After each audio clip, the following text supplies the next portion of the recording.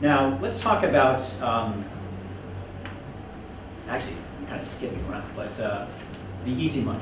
The easy money is actually in Poland and it's in the European Union. So let's talk about that. So I talk to a lot of companies that come to US and they're kind of on the fence. They say, well, you know, we're here in US, we want to do an institutional Series A round, right? So that means more or less, say 2 million to 5 for Series A. 10 million is really high. This is the capital raise for Series A.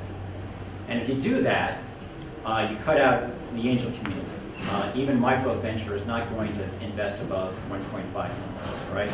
So, and the reality is, if you haven't proven the business, you got to take a smaller amount of capital. And the reality, which means less than 2 million, it's really less than $1 million. So you do a note round or a safe instrument. By the way, if you have questions about any of this stuff, just ask me and we'll talk about it. So you know, an angel round is typically it's $250,000 to $1 million, and you go to the angel community. And the angel community in US is analogous to the angel community here in Poland.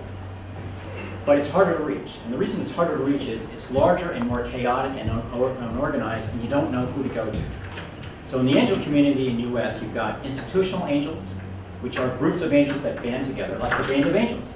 You know, we work with them, right? The longest institutional or longest lasting institutional group in Silicon Valley.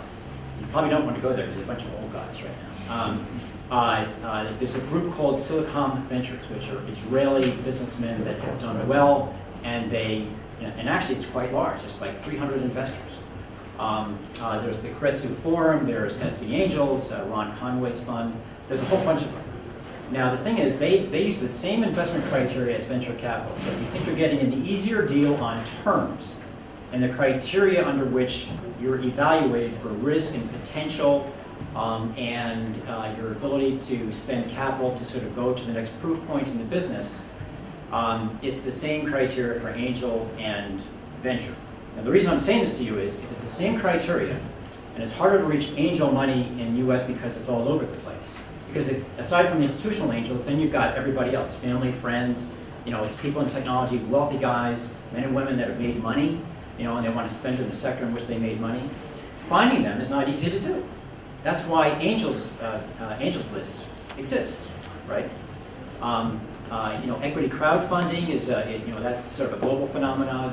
Actually, interesting, the equity crowdfunding rules in US come out Monday, the 16th of May.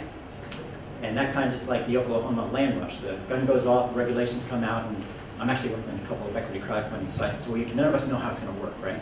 But here's the point. In Poland, it's a smaller community of investors. The money, I understand, is backed up by the government and other sort of secondary sources. And you can leverage much better your capital in Poland than you can in US early stage. And if you come to US and you have to build the business first, which you do before you get institutional capital, you might as well get the capital here, build runway, then go to US, build the business proposition, and then raise the institutional capital. Don't get on a plane, go to US, and expect to raise an angel round. That's crazy. It's not going to work. Because, you know, finding that angel money is harder than it is over here. So just keep that in mind. You know, the US is great for scaling a company and raising, you know, large dollars for a company that has established and sort of proven what its model is. But you've got to do all that over here in Europe first, I think.